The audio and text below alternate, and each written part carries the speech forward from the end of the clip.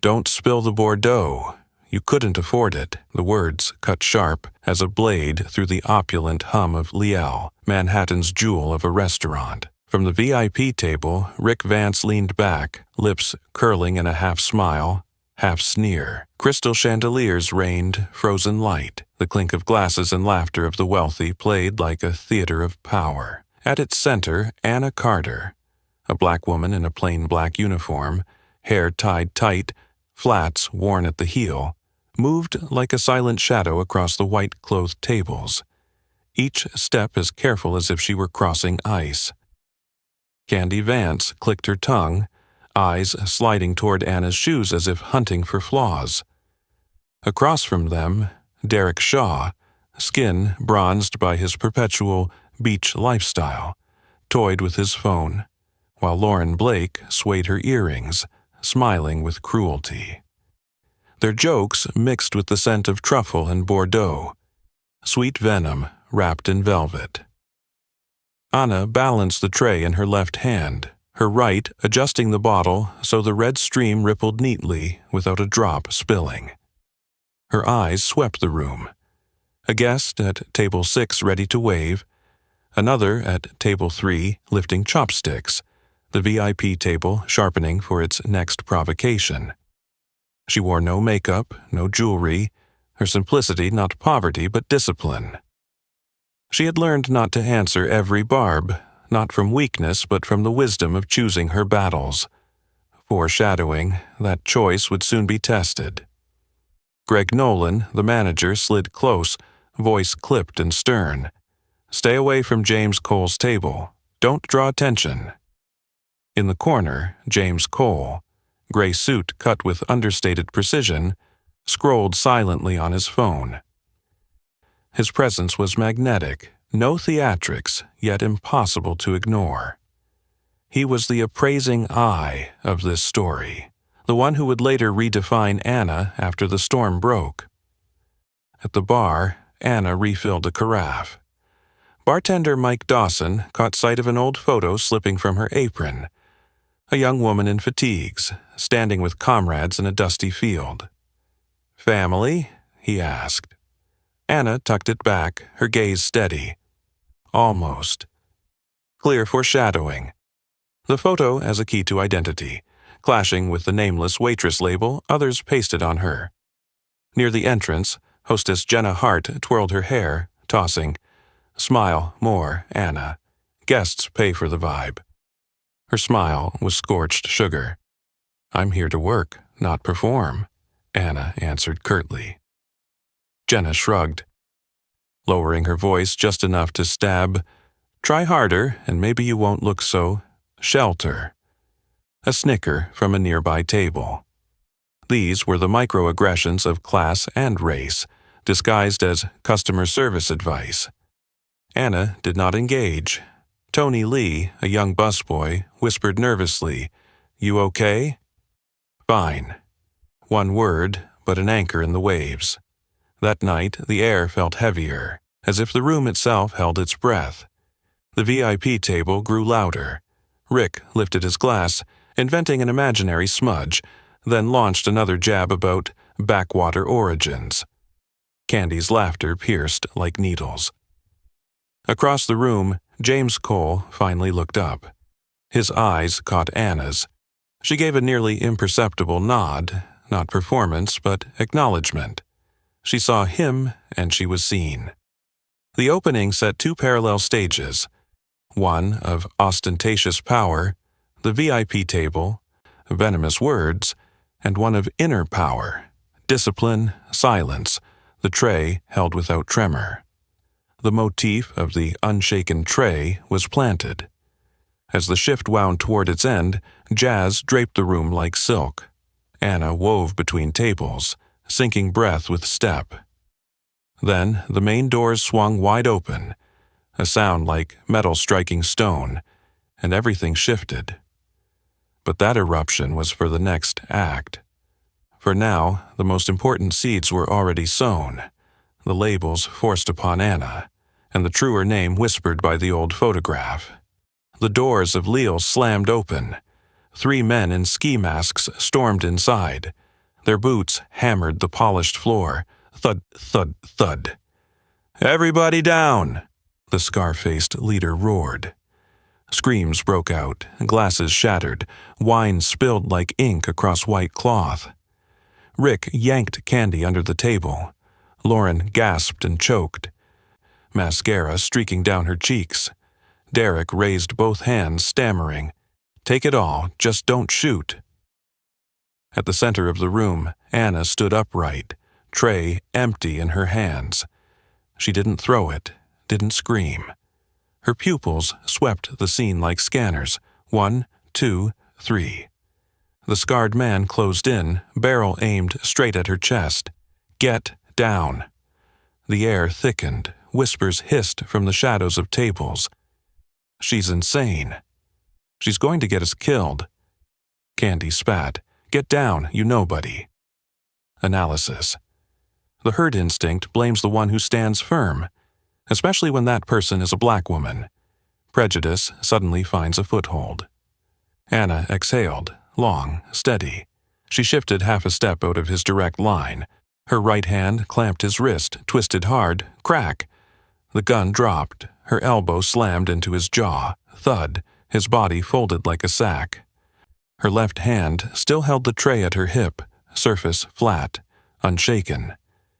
She set it calmly on the nearest table, as if returning dishes.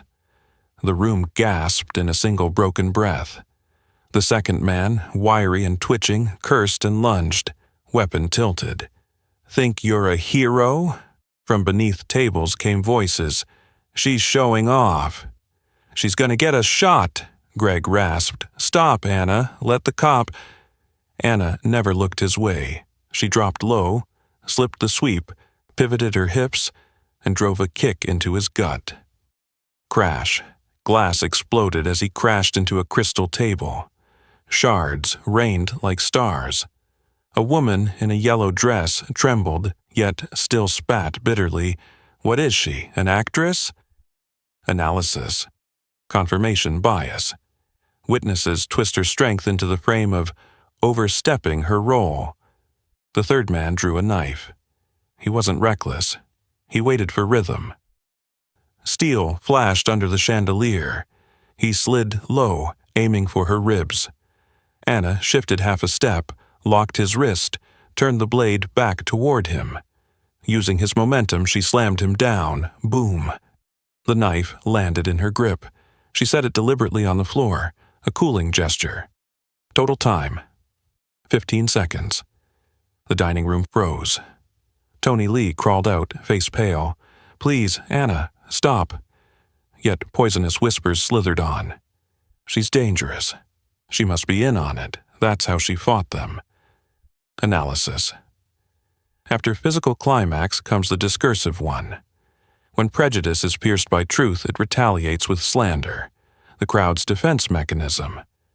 Anna lifted her gaze, calm. She said nothing. This silence could no longer be mistaken for weakness. It was the axis holding the room steady. Sirens wailed faintly in the distance. Rick curled tighter. Candy straightened her dress. Derek muttered a limp curse.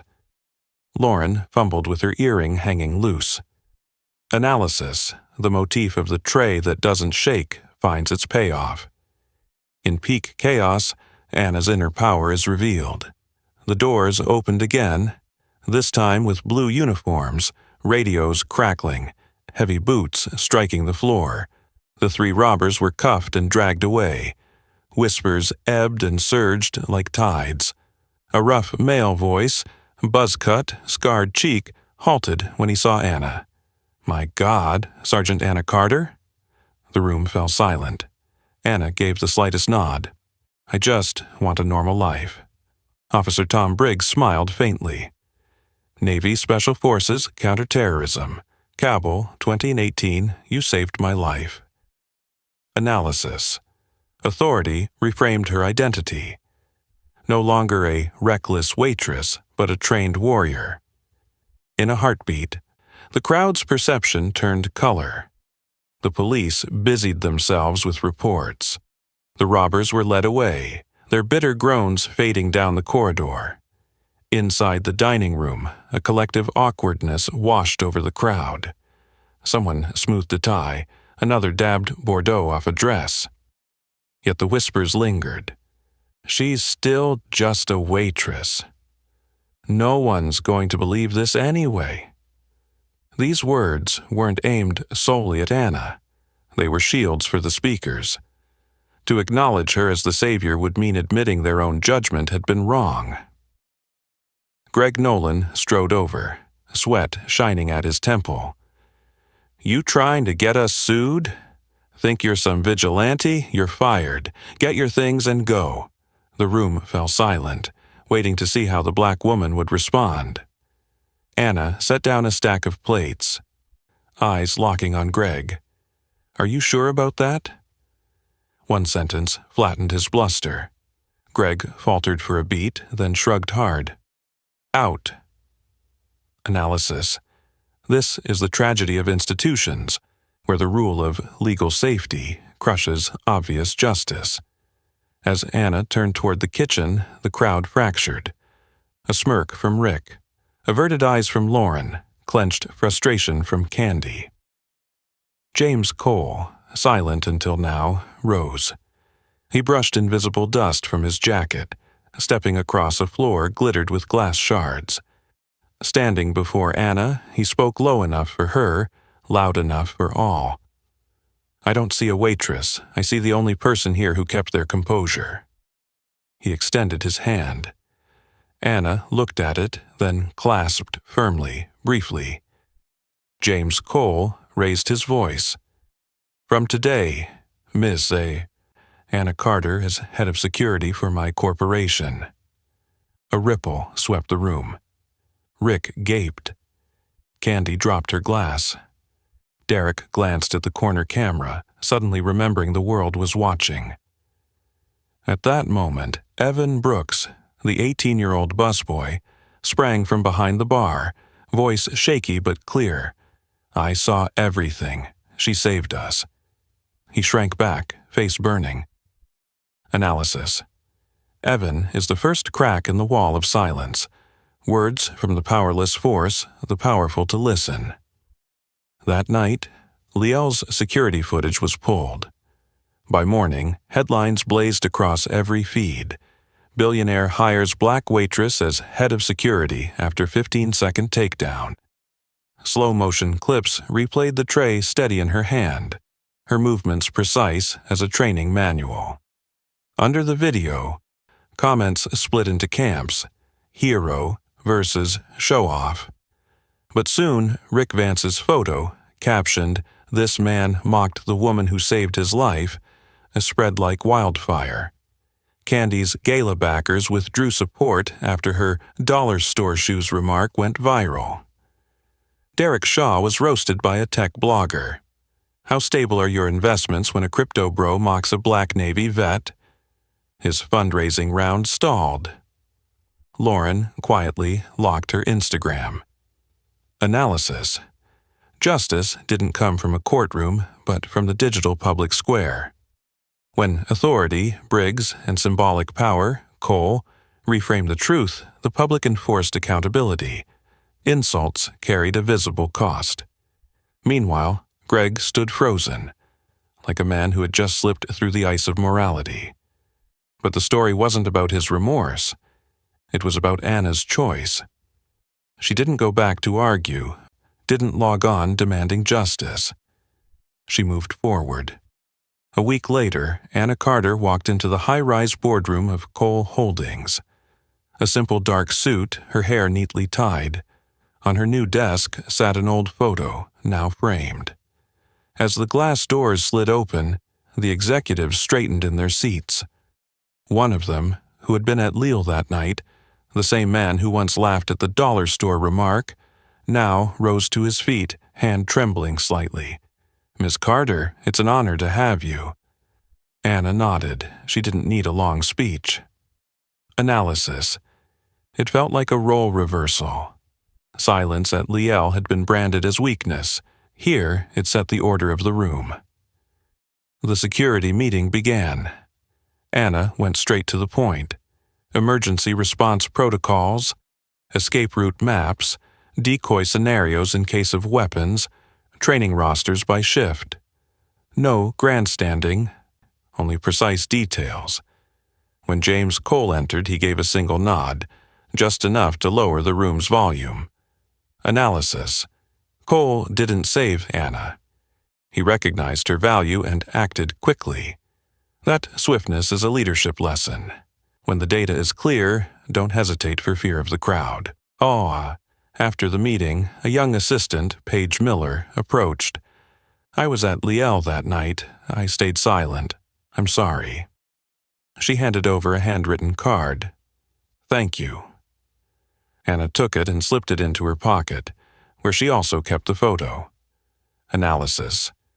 2 small items, the photo and the card, form an axis of memory, past and present in dialogue, shaping Anna's new identity without erasing her roots. Outside, the online storm had quieted, but consequences remained. Rick issued a stiff public apology. Candy stumbled through her event schedule. Derek scrambled to justify himself. Lauren rebranded her content. None were destroyed entirely, but each paid just enough to remember that words carry weight. Analysis. The author resists melodramatic punishment. Instead, they depict moral recalibration through the silent weight of truth. And Greg? He still paced Leo with a clipboard, frowning over imagined liabilities. The story isn't meant to teach Greg a lesson. It's to reveal a mechanism. When systems prize avoiding lawsuits over gratitude, they push the brave to the margins, unless someone with vision, like Cole, pulls them back to the center. Late at night, alone in her office, Anna looked out over the city through the glass. Lights flickered like Morse signals. She touched the photo frame, the face of a comrade who never returned. Cobble's dusty horizon faint in the background. Analysis. The author refuses the superhero triumph frame. Anna doesn't feel victorious. She feels herself. Just as she said that night, I just want a normal life. Ordinary, but never small. Evening settled as Anna left the Cole Holdings tower. At the curb, a street vendor grinned. For you, lady. In his hand was a cheap beaded bracelet. Anna froze for half a second. Memory surged. A dusty market at a checkpoint years ago. A gap-toothed child laughing. The shout of a comrade calling her back into formation. She took it, fingers brushing over the plastic beads, paid, and said, Keep the change. The bracelet slipped into her pocket, beside the photo and the card. 3 small objects binding her life together. Memory, gratitude, strength.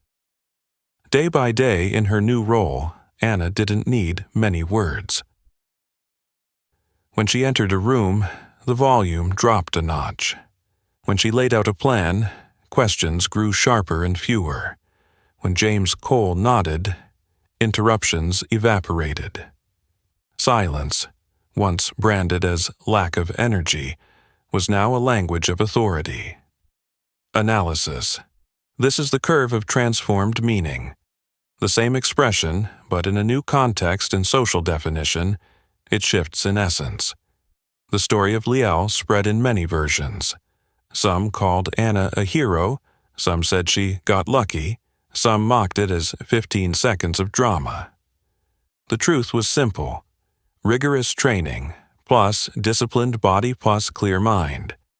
Those who once mocked, Rick, Candy, Derek, Lauren, each learned a lesson painful enough to change the way they spoke before thinking about others.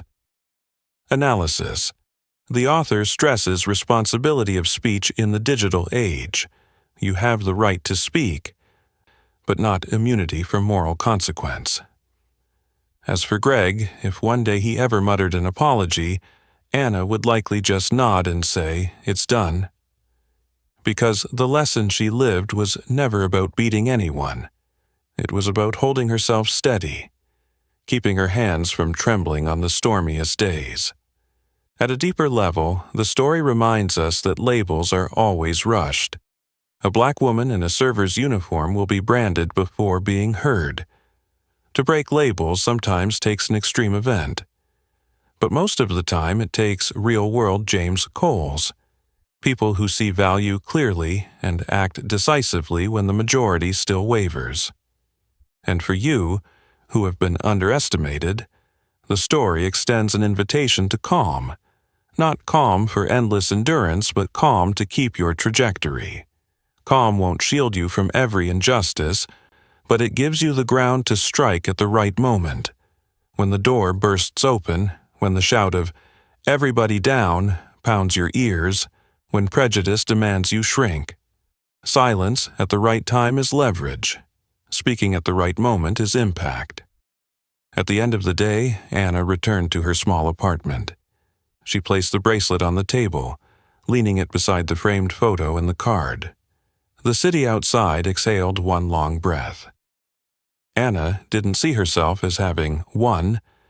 She only saw herself, a black woman with her own history and skill, once dismissed, who stayed steady and was finally seen. And when another day comes, if needed, she still knows how to keep the tray from shaking. From a black waitress scorned in a luxury dining hall, Anna Carter showed the world her true strength, and silence became her power. What about you? If it were you in that moment, would you bow your head or stand tall to prove your worth? Don't forget to like, share this video to spread the inspiration, and subscribe to the channel so you won't miss the next story that touches your heart.